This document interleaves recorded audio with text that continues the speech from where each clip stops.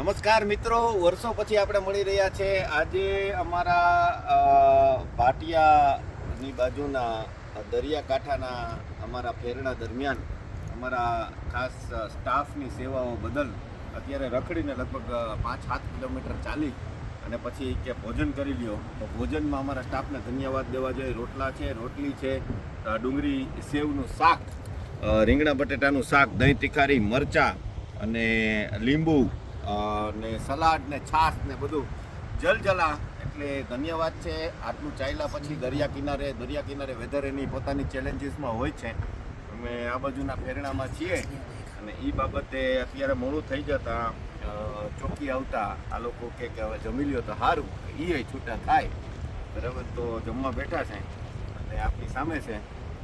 Thanks to the local staff અને બાકી મોજ.